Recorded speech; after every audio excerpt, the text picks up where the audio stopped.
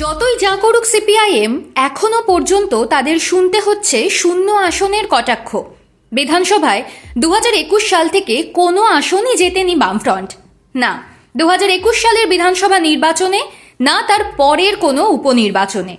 এরপর আবার দেখা গিয়েছে 2024 সালের লোকসভা নির্বাচন, তাতেও ফলাফল আশাব্যঞ্জক নয়। এমন অবস্থায় 2026 সালের বিধানসভার আগে এই শূন্যতা নিয়ে সিপিআইএম তথা বামফ্রন্টের দিকে কটাক্ষ ছুড়ে দিচ্ছে শাসক তৃণমূল কংগ্রেস।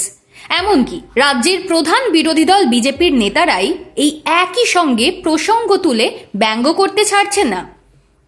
2026 সালে কি শূন্যতা কাটিয়ে বেরিয়ে আসতে পারবে সিপিআইএম?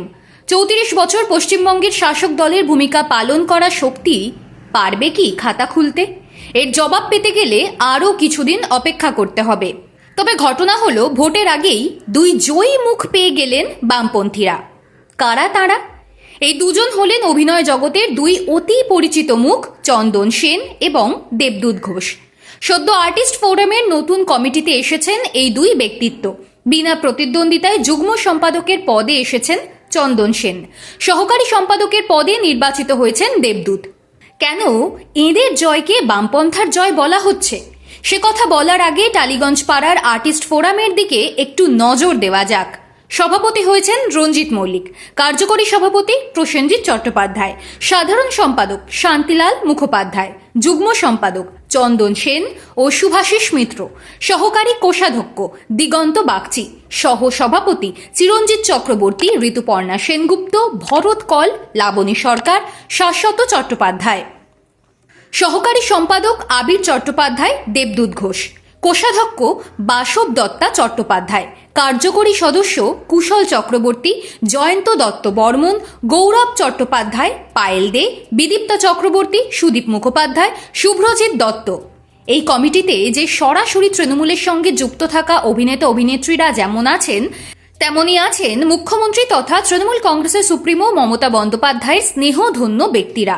এসবের মধ্যে একেবারে ঘোষিত দুই বামপন্থী মুখ চন্দন সেন এবং দেবদূত ঘোষের গুরুত্বপূর্ণ পদে বসে পড়া একদিক থেকে রাজ্যের বামপন্থার জয় বলেই মনে করছে রাজনৈতিক মহলের একাংশ।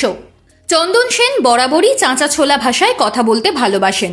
তৃণমূল ও বিজেপির নীতির বিরুদ্ধে বরাবরই সোচ্চার তিনি। নিজেকে বামপন্থী বলতে কখনোই কুণ্ঠিত নন নাটক ও সিনেমা জগতের এই জনপ্রিয় ব্যক্তিত্বের। বামপন্থী মহলের যে কারণে চন্দনের গ্রহণযোগ্যতা ভীষণ। অন্যদিকে দেবদূত অভিনেতার পাশাপাশি সিপিআইএম কর্মী হিসেবেও পরিচিত। সিপিআইএমের টিকিটে লোকসভা ও বিধানসভা উভয় ভোটেই লড়েছেন, অর্থাৎ তাঁকে রাজনৈতিক কর্মী হিসেবেও ধরা যায়।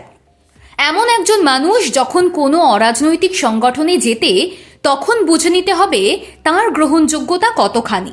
আর্টিস্ট ফোরাম অরাজনৈতিক সংগঠন হলেও এই সংগঠন রাজনৈতিক প্রভাবের বাইরে নয় বলেই মনে করেন বিশেষজ্ঞরা। এমনিতে টলিপাড়ায় যথেষ্ট প্রভাব রয়েছে মন্ত্রী অরূপ বিশ্বাস ও তাঁর ভাই স্বরূপ বিশ্বাসের।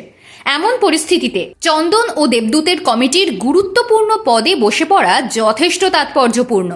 এখন প্রশ্ন হলো, 2026 সালের নির্বাচনে কি চন্দনকে প্রথমবারের জন্য দেখা যাবে বিধানসভা ভোটের প্রার্থী হিসেবে? সিপিআইএমের হয়ে ভোটে দাঁড়ালেও জিততে পারেননি দেবদূত।